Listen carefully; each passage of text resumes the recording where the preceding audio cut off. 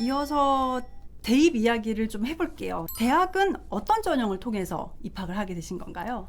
저는 수시 일반 전형을 통해서 입학했는데 네.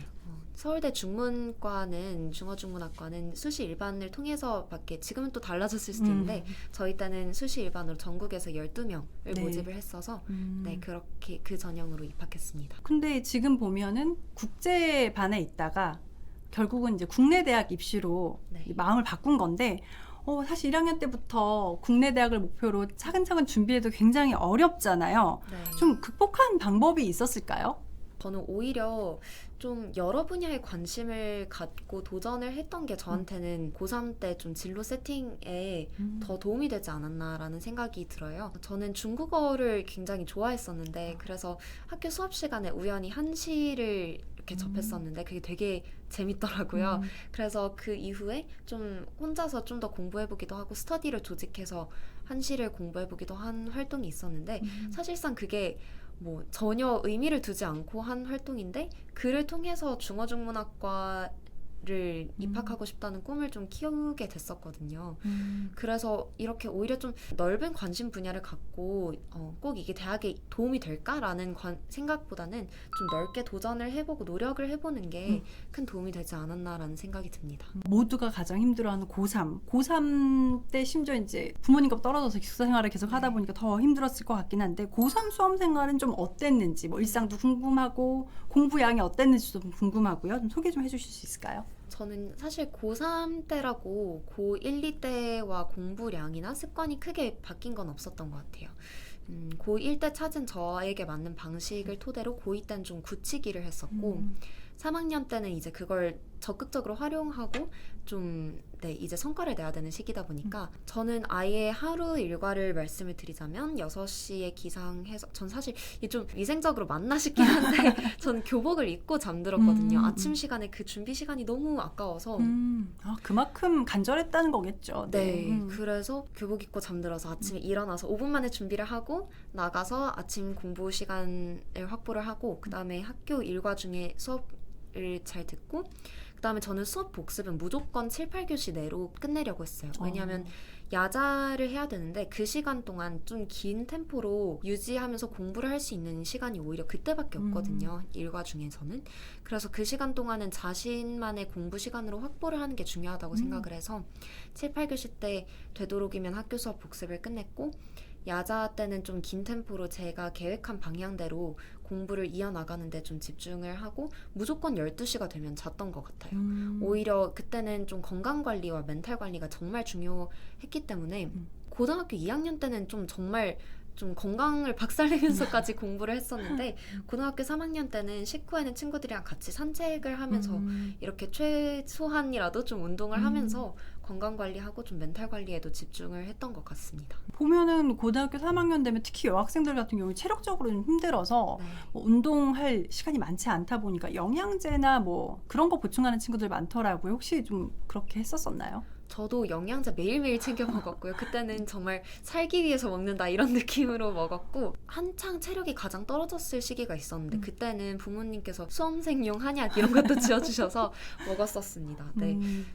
건강관리는 정말 필수인 것 같아요. 고등학교 1학년 때 나한테 가장 맞는 공부법을 찾았다라고 말씀 주셨는데 혹시 어떤 뭐 물론 성실하게 열심히 해야겠지만 좀 어떤 방법을 썼는지 요즘 여학생들은 뭐 플래너도 많이 쓰고 노트 정리도 많이 하고 하던데요. 어떤 방식이 좀 있었을까요? 일단 저는 모든 공부의 기본은 시간 관리라고 생각을 해서 플래너는 필수적으로 활용을 했었어요. 저의 경우는 플래너를 활용할 때 처음에는 아예 막 몇 시부터 몇 시까지 무슨 공부를 하고 이렇게 상세하게 적어놨었는데 그러다 보니까 계획만 원대해지고 실제로 실현을 하지 못해서 좀 자괴감이 좀 들었던 시기도 있었는데 그래서 제가 발견한 저에 맞는 방식은 하루에 해야 되는 할당량을 설정을 하고 이걸 일주일 단위로 사실 봤었어요. 그래서 좀 길게 보면서 이번 일주일에는 이걸 큰 목표를 잡고 공부를 하겠다. 그리고 이거를 요일별로 할당을 하고 그 요일별로는 이것만 하면 된다라는 생각으로 그 내에서의 시간 배분은 제가 좀 자율적으로 하려고 애썼던 것 같아요. 그러다 보면은 좀 미리 빨리 다 해버려서 시간이 남는 경우도 있고 아니면 정말 시간이 많이 부족한 경우도 있는데, 예를 들어서 야자 뭐 1교시가 있고 2교시가 있는데 야자 한 교시 동안 A라는 공부를 하기로 설정을 했다. 본인이 그런 목표를 잡았다라고 한다면 그게 길어진다면 그걸 붙잡고 있지 말고 빨리 다른 공부로 넘어가는 게 저는 중요한 것 같아요. 그래야지 전반적인 계획, 스케줄에 처지지 않고 타이트하게 관리를 할 수 있고, 언제든지 좀 더 일찍 공부를 끝낸 날에는 나머지 공부를 좀 부족했던 부분을 충당하는 식으로 시간 관리를 했었고요. 또 내신은 가장 중요한 게 이제 좀 지엽적으로도 문제가 나올 수 있고, 사실 가르쳐 주시는 분들께서 시험을 내시는 거잖아요. 그럼 모든 답안은 내가 배운 거 안에 있다라는 생각을 해서 이제 아까도 7, 8교시를 활용해서 복습을 많이 했다고 말씀을 드렸는데, 그 복습을 할 때 어떤 식으로 했었냐면 모든 수업 필기를 꼼꼼하게 다시 점검을 하는데, 이게 다른 반이랑은 또 다른 내용을 좀 다르게 풀어서 설명을 해주셨을 수가 있어서 다른 친구들이랑 노트 필기를 좀 공유를 하고 좀 빠진 부분들은 채워넣고, 그리고 시험이 다가오면 아예 원문을 주어주면 제가 그 옆에다가 모든 노트 필기를 다 외워서 작성할 수 있을 정도로 많이 암기를 하고 다회독을 했었던 것 같아요. 그런 식으로 활용했었고, 또 특히 저의 경우는 국제 트랙이었다 보니까 좀 논술형 시험으로 많이들 출제가 됐었어요. 네.